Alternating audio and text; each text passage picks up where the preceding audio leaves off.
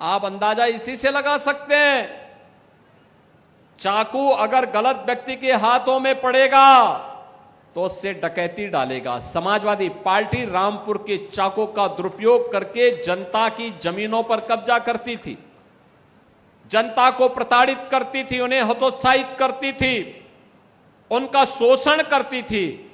और उत्तर प्रदेश के अंदर जब बीजेपी की डबल इंजन सरकार आई तो यही चाकू जनता की सुरक्षा के लिए उपयोग में आ रहा है और वही सुरक्षा का माहौल आज विकास का पर्याय बन रहा है।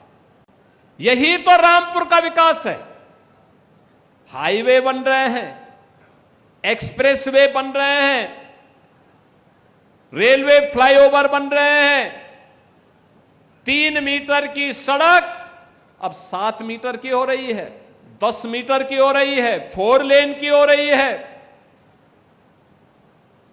जहां पे जो प्रस्ताव आया उस प्रस्ताव को हमने अपनी सहमति देकर के आगे बढ़ाने का काम किया है, क्योंकि प्रण एक ही है कि कोई भी वंचित न रहने पाए। विकास की प्रक्रिया में सभी लोगों को एक समान रूप से हम आगे बढ़ाएंगे।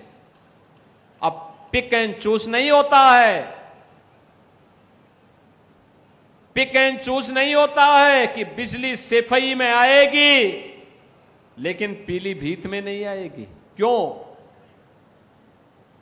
आएगी? तो 75 जनपदों में आएगी, एक साथ आएगी, सभी 350 तहसीलों में आएगी, सभी 825 विकास खंडों में आएगी। यहां पे जब श्रीमती राजबाला जी कह रही थी कि फायर स्टेशन स्थापित हुआ है, बहनों और भाइयों, हर तहसील पर सरकार का संकल्प है एक फायर स्टेशन की स्थापना करेंगे। जिनके प्रस्ताव आ गए हैं उनको हमने सहमति दे दी, स्वीकृति दे दी, धनराशि मुक्त कर दी।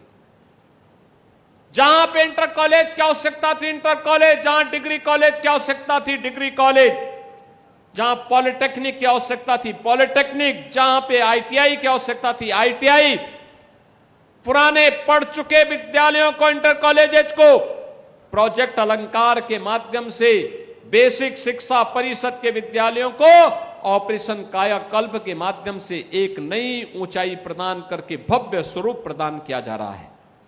अब विकास रुकने वाला नहीं है, विकास थमने वाला नहीं है। नौजवान के जीवन के साथ कोई खिलवाड़ नहीं कर सकता। अब कोई किसी बहन के खिलाफ अपमानजनक